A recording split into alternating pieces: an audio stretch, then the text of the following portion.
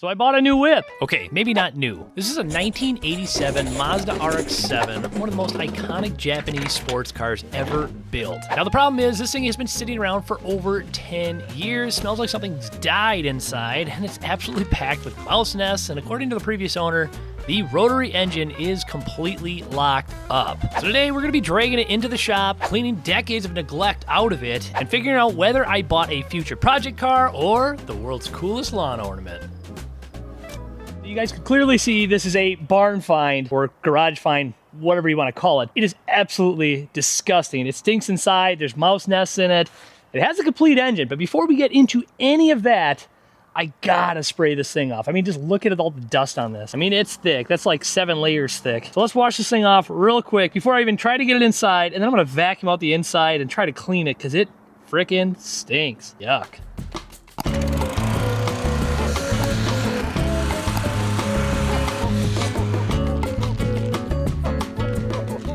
All right, well, the outside's looking kind of good now. It's actually pretty sweet looking paint. Being that it's yellow, it's kind of bizarre. But before we get it into the shop, I gotta do the disgusting part, which is cleaning the inside. This thing reeks inside. It smells like something died in there. Pretty sure this is one of those vehicles that like the police would tape off and you would just crush it and never open it. That's this case. But before I pull this inside, I gotta at least try to clean the inside out and disinfect it. It's disgusting in there. Anyways, I got a mask and gloves. Check out this blast from the past. You got a spoiler in here? I really don't even know what I bought yet. Spoiler alert. Oh, that's probably what right here. Oh, that'll be pretty darn cool. And check out this. A Sony Explode. It looks like it might still be hooked up. Holy shnikes. Oh my gosh. Look at this. I gotta show this. This was zip tied to the speaker here. I don't know how that even worked. And then this one's just plastic taped. Oh man, it just falls right out. Then we have an old school Jensen amplifier. Wow, God, it freaking reeks in here, boys. I'll tell you that. The original spare tire, though. Anyways, let's start pulling all this crap out.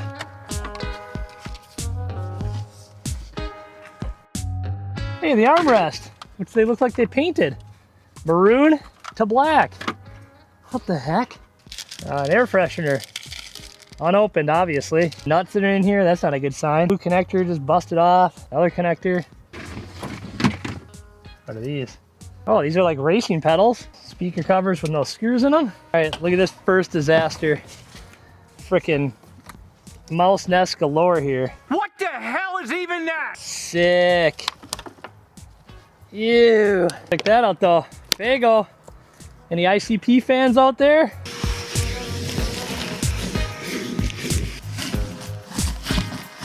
Well, at this point, I've come to realize all this stuff probably isn't worth saving. It's pretty stained up. Disgusting. These seats are not even really in there very good. I see this was maroon carpet at one point, and they put this carpet over top. This all has to be redone if we're gonna save this thing. I'm pretty sure these door panels were manual crank, and they actually have automatic. The window crank won't even work right. You'll just hit this thing, which they probably did because it's all busted. Did pull out these storage tubs as well, and there was 2 mirrors in here and a belt. This one had a mouse nest in it. That was pretty disgusting. A subwoofer, a Jensen amp, covers, a spoiler. I did throw this mat out because we don't want this crap in here right now. But we got to pull these seats out. That's going to be the only way we could try to really clean this thing because it stinks.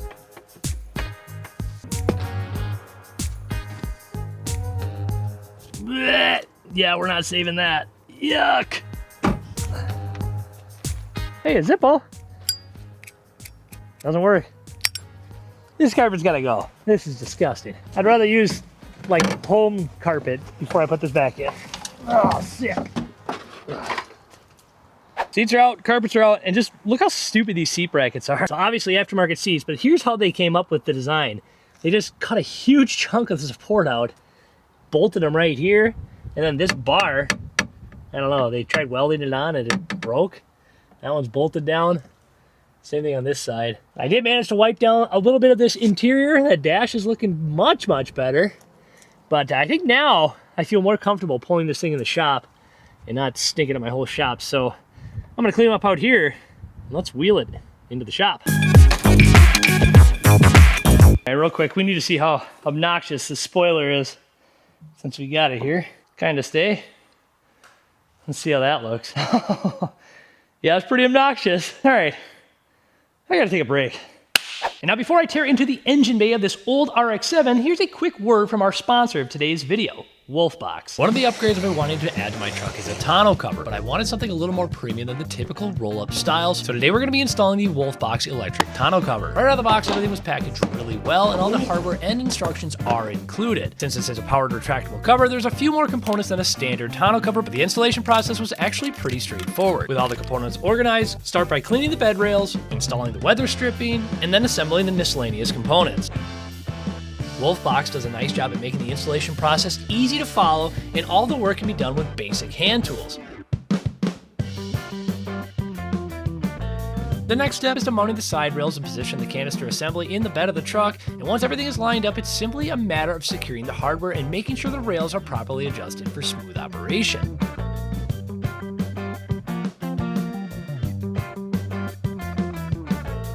After that, it's simply routing the wiring and connecting power according to the included instructions. With everything tightened down and connected, it's time for the moment of truth.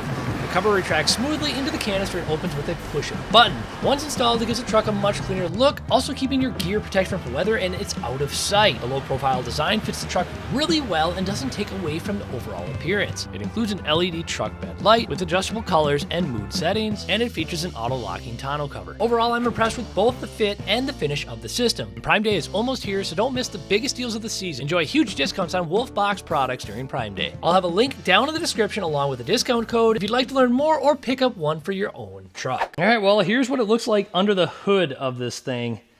And by golly, she's a little girl. Now, I'm told this engine is seized up, so we will have to try and see if we could turn it by hand, but it's pretty disgusting in here, too. There's a funnel here, apparently. You got a bunch of stuff sitting on the frame rail. Looks like what used to be another nest or something like that down here. Look how disgusting the inside of this air filter is. I could have used that as a home, guaranteed. This has got one of those old vane-style mass airflow sensors. It's like a throttle body, essentially. Kind of a weird design. 1987 technology. Kind of cool. It's like a time capsule I'm looking at right here. But as we can see, overall, the frame and the engine bay all looks pretty good. There's a little bit of surface rust on this rail.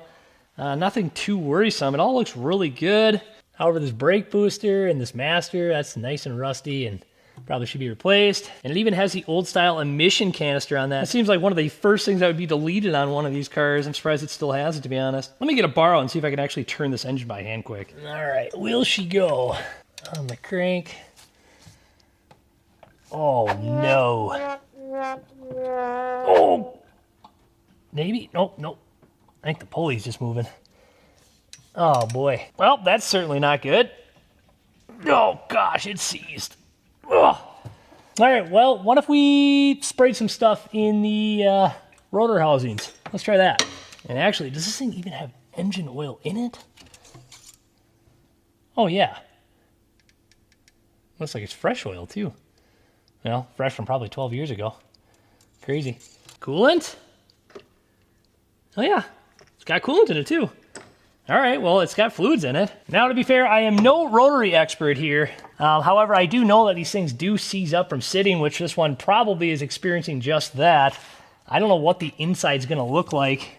It's got these weird spark plugs on this thing, too. Kind of a weird design. But maybe if we get these plugs out, we can get some spray in those rotor captivities and free this thing up, maybe. It's probably not going to be the case, but it's worth a gamble. Just look at these spark plugs. They're like brand new.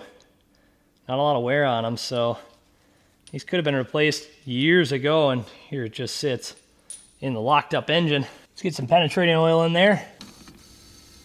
I kind of have the suspicion that I'm not going to be able to unseize this thing without tearing it down, which is probably fine either way, because I want to see what it looks like on the inside anyhow. With that being said, why don't we let it sit for a little bit, and then I'm going to get it up in the air, and let's see what it looks like underneath the thing, if it's not a total rot box or not. We have a factory oil cooler. Looks like it took a digger or two right there. But that all is intact. The radiator's not leaking or anything, but probably has seen better days. Sway bar. Man, these brakes. That looks horrible from sitting. A little bit of an oil leak coming from the pan area. The subframe's got a little bit of rust on it, but it looks like it's more just surface rust. Like, that probably could just be cleaned up. Oh man, look at this bushing. Ew, that's old. That's aged. Probably had calipers on it at one point, but those have seen better days. And actually the frame rails, I mean, there's some surface rust on them and stuff like that, but they're not rotted out or shot or anything, like they're savable, you know? So that's a good thing. Even the pinch welds, it is just really dirty. It looks like something like a jack took a pinch weld on that thing one time. And again, back here on the rear cradle or subframe, whatever you guys want to call it, it's just got a lot of surface rust on it, but it's not completely shot yet. Maybe we can save it, clean this up. I think there's a lot to be saved on this car still, hopefully. But man, yeah, there's just not much to them. This suspension is all gone. These sway bars are, I don't know, probably should just be replaced. Transmission, all that stuff is intact. Oh, look at this. I always forgot about that. The old style Speedo cables on these things. Man, that's ancient design. I like the sensors. Sensors are so nice now. Tail shaft, all that stuff looks like it's intact. So and it looks good up here. The tunnel looks nice and good. So overall, I think we got a good base to start from. Like I said, there's some surface rust here and there. Here's some rust on the rack. But I think all this stuff could really honestly be salvaged. Yeah, these front shocks have seen better days too. But again, I know they make aftermarket kits and stuff like that you can get for these. And this must be for the headlights, so we can drop those down. Let's try that. Is that it? Oh yeah, it's moving. All right, it's been sitting for a couple of hours now. Let's give it attempt number 2 here. Oh God. Yep, it's doing nothing. Oh, jeez. It's seized. Crap. It's seized up good. Well, I think we gotta pull this engine out. I will say the good thing about pulling this engine is just like the smallest thing in the world. It's like a lawnmower engine. So to get this thing out is gonna be a breeze. So I'm thankful for that, at least, if we gotta pull this thing. Now here's a little fun side quest the owner gave me, at least. This is a bunch of old repair receipts for this car, and there's quite a few of them. Sears. You guys remember Sears? Here's an invoice for a crank no start, some diagnosis stuff. Main relay found burned, connections in EGI. Here's an auto body repair, $3,000 to repaint this thing yellow apparently. Here's an estimate for a rebuilt motor install. So this motor has been replaced with a rebuilt one. So this isn't the original engine. Well, guys, there you have it. Welcome to my new RX-7 build series.